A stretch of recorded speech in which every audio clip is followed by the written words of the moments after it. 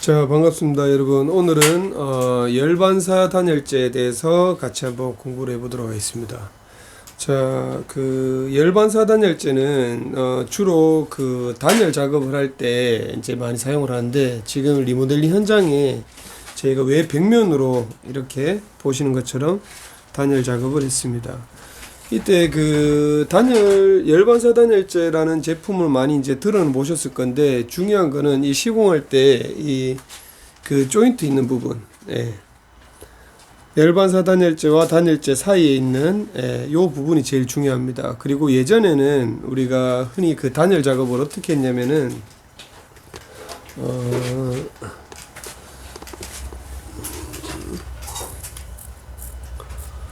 그 조적 공사를 해서 이렇게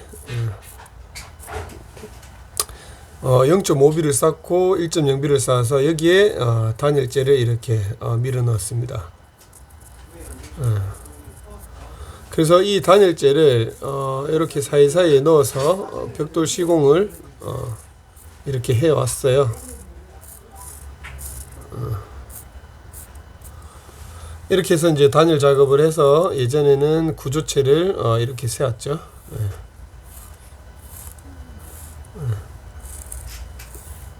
그래서 이 그 벽돌 주택이 이렇게 해서 이제 우리가 구조체를 만들어서 주택을 짓곤 했습니다. 근데 우리가 그 시멘트 벽돌 주택이 그 우풍이 많이 들어오는 이유는 이 매지 때문입니다. 이 매지 사이로 우풍이 많이 들어와요. 그리고 그 예전에는 이 단열재를 하나의 그 스티로포를 넣었을 때 이렇게 밀실 시공을 해야 되는데, 밀실 시공이라고 하면 흔히 이렇게 그 단열재와 단열재 사이에 단열 전용 테이프를 써서 바람이 들어오지 않을 만큼의 아주 밀실하게 시공을 해서 공간을 최대한 최소한으로 만들어서 아주 밀실하게 이제 시공을 해야 돼요. 근데 예전에는 이렇게 그 조적 사이에 단열재만 이렇게 넣다 보니까 우풍이 들어가게 되면은 바람이 들어가게 되면 바람이 안에서 이제 돕니다. 돌다 보니까 내부와 이제 외부로 나뉘어지는데, 외부에서 우풍이 들어오면은 여기서 이제 바람이 돌다가 안쪽으로 이제 유입이 되는 거죠. 그러면은 이제 방바닥에서 이렇게 방 안에서 누워 있으면은 우풍이 많이 들어요. 바람이 이제 많이 부는 날에는 진짜 이 벽면 창가 주변 쪽으로 바람이 들어오는 소리 또는 느낌을 이제 직접적으로 체감하실 수 있습니다. 그래서 저희가 이제 열반사 단열재의 가장 중요한 부분은 보통 우리가 주택 리모델링을 하면은 보시는 것처럼 여기는 내벽 칸막이가 되는 거고요. 여기는 외벽 외벽체가 됩니다. 외벽에 내부로 봤었을 때 외벽면에만 이렇게 단열 작업을 해요. 이렇게 단열 작업을 해서 그리고 장호를 넣고 마감을 잡는데, 뭐 물론 외부에도 단열 작업을 하면 좋지만은 이런 부분은 이제 뭐 금전적인 부분이 이제 따라가다 보니까 내부에 외벽면에만 단열 작업만 이렇게 밀실하게 꼼꼼하게 해줘도 웬만한 우풍은 차단을 할 수가 있다, 말씀드리고 싶습니다. 그리고 그 단열 작업을 할 때 이 열반사 단열재 그 사용하실 때 접착력이 있고 비접착이 있습니다. 그 접착을 사용하셔 가지고 벽면 쪽에 이렇게 완전 부착을 시켜 주셔야 됩니다. 그 간혹 이게 이제 굴곡이 있거나 이렇게 뭐 기존에 있는 이렇게 뭐 단이 뭐 기둥이 있거나 이런 부분들이 있을 수는 있어요. 근데 이런 부분들도 이렇게 건너뛰어서 이렇게 작업을 하시면 됩니다. 그리고 저희 같은 경우는 외 벽면을 그 나무상을 작업을 해서 기존에 있는 벽체가 많이 울퉁불퉁해요. 벽체가 바르지 않은 상태를 저희가 수직으로 세워서 바로 잡을 겁니다. 그래서 콘센트라든지 이런 부분들은 미리 내 벽면 쪽으로 이렇게 주름간 작업을 해서 벽체를 이렇게 깔끔하게 저희가 세울 겁니다. 그래서 이 중요한 건 이 열반사 단열재가 이 이음새 부분이 정확하게 이제 밀실하게 시공이 잘 되면 이제 좋습니다. 그래야지만이 이제 외부에서 들어오는 바람을 최대한 차단을 할 수가 있습니다.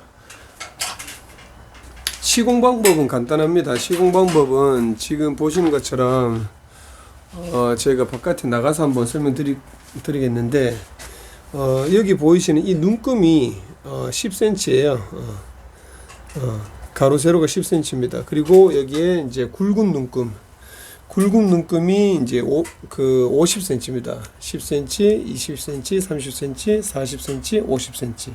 그래서 높이를 계산하셔가지고 천장이 만약에 2400이다. 그러면 2400으로 끊어서 세로로 시공하셔도 되고 가로로 시공하셔도 되고, 제일 중요한 부분은 이 조인트 있는 부분을 전용 그 열반사 단열재 전용 테이프를 쓰셔가지고 이렇게 꼼꼼하게 시공을 해 주시면 됩니다. 그리고 이제 저희 같은 경우는 이제 그 내부에 이 칸막이가 이제 들어가는 부분에는 단열 작업이 이제 안 들어가요. 굳이 이제 단열 작업이 의미가 없습니다. 여기는 이제 필요가 없기 때문에 보통 주택의 외 벽면으로 보이는 부분만 단열 작업만 꼼꼼하게 해도 충분히 효과가 있다라고 말씀드립니다. 그리고 저희 같은 경우는 외벽면 같은 경우는 저희는 시공 방법이 여기서 이제 나무상을 걸고 OSB 합판을 칠 거예요. 치고 난 다음에 석고보드를 칠 거기 때문에 내구성이 조금 더 증대된다고 보시면 됩니다. OSB 합판 같은 경우는 차음성도 있고 외부에 이제 들어오는 음을 정도 이제 음도 차단하고, 그 다음에 이제 그 단열뿐만이 아니고 여름에도 또 시원한 역할을 합니다. 목 구조의 약간 이제 그런 형태라고 보시면 됩니다. 왜 벽면에 OSB 합판을 치냐면은 저희가 그 보통 신축 같은 경우는 우리가 철골 조니스 중공벽으로 많이 이제 시공을 했어요. 그래서 여기 같은 경우는 나무상을 걸고 석고보드로 툭불을 치게 되면은 그 우리가 액자라든지 뭔가를 걸려면은 사실상 피스로 요즘에 볼트 체결해야 되는데 석고보드 툭불로 치게 되면 고정 잡기가 힘들어요. 그래서 이제 OSB 합판으로 액자나 여러 가지 액세서리를 걸기도 좋고, 그리고 내구성도 증대시키고, 그러기 위해서 외 벽면으로는 OSB 합판을 다 치게 됩니다. 뭐 일반 합판을 쓰시면 안 되냐라고 이제 물어보시는 분들도 있는데, 그러면 뭐 사용하시는 건 괜찮은데 가격이 많이 비싸죠. 그래서 OSB 같은 경우는 인위적으로 그 나무 폐 목재를 이제 만들어서 그 분쇄시켜서 요거를 이제 그 본드에 의해 가지고 이제 그 압축시켜서 만든 그 합판재라고 보시면 됩니다. 그래서 OSB는 이제 따로 인터넷에 검색해 보시면은 제품하고 이제 뭐 그 어떤 식으로 가공이 되어서 어떤 식으로 이제 판재로 나오는지는 이제 아실 수가 있습니다. 그 OSB 합판 같은 경우는 안에 그 이제 완전 밀실하게 압축되어 있는 게 아니고 안에가 약간 이제 그 공극이 있습니다. 공극이 있다 보니까 열도 차단하고 내구성도 어느 정도 이제 받쳐주고, 그리고 가격대도 일반 합판보다는 저렴하기 때문에 저희가 외 벽면 쪽에는 이제 그렇게 치부를 하고, 창문 프레임 주변으로는 이제 만약에 물이 이제 혹시나 스며드는 걸 생각해서 저희가 합판으로 저희가 이제 보통 창선을 많이 돌리고요. 일단은 열반사 단열재 같은 경우는 외 벽면으로는 이제 작업을 해 주시는 게 리모델링 현장에서는 꼭 해 주시는 게 좋습니다. 이 열반사 단열재를 하고 안 하고의 차이는 정말 하늘과 땅 차이거든요. 그래서 리모델링 현장에 있어서 외 벽면을 저희가 단열 작업을 못 한다고 가정했었을 때 내부의 외 벽면은 꼭 저희가 추천드리고 싶다라고 말씀드리고 싶습니다. 자, 이상 오늘 열반사 단열재 작업에 대해서 저희가 영상을 마치도록 하고요. 다음에는 저희가 이제 내부 이제 목 작업 하는 모습을 또 영상에 담아서 또 올리도록 하겠습니다. 자, 감사합니다.